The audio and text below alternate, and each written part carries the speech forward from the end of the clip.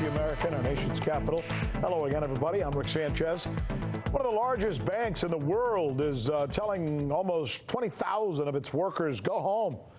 What does that signal for the world's economy?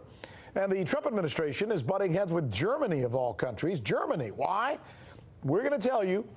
But we're going to begin with a story that may have even bigger worldwide repercussions, because right now, as we speak, there are some very powerful people, including Bill Clinton, Donald Trump, Prince Andrew, Alan Dershowitz.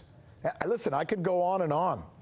Many of these very powerful men are close friends or associates of this man.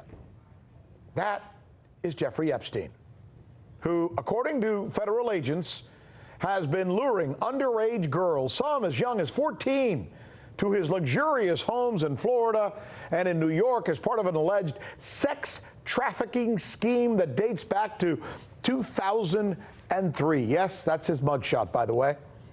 See, Epstein hired these girls to do massages for a couple $100, but were instead, according to police, molested repeatedly.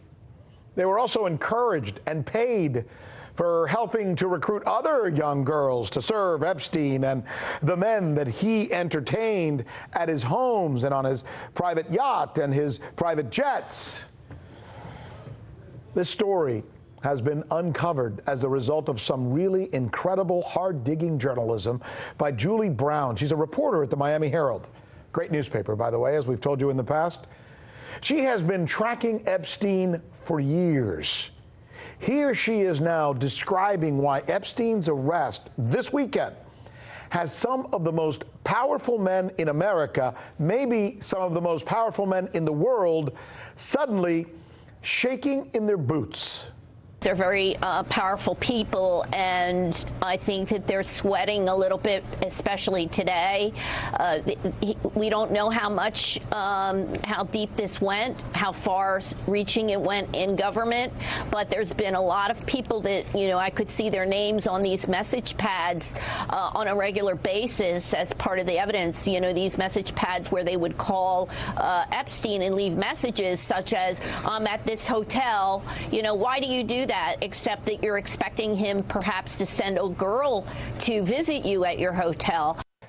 Epstein was already busted for this very same thing in Florida, but seemed to get away with it after getting ridiculously questionable slap on the wrist. His charges were enough to put most men away for life. But instead, Epstein got a slap on the wrist from Florida's U.S. Attorney Alex Acosta. This is where this gets interesting. You see that guy right there, Acosta? He now serves as a labor secretary in the Trump administration.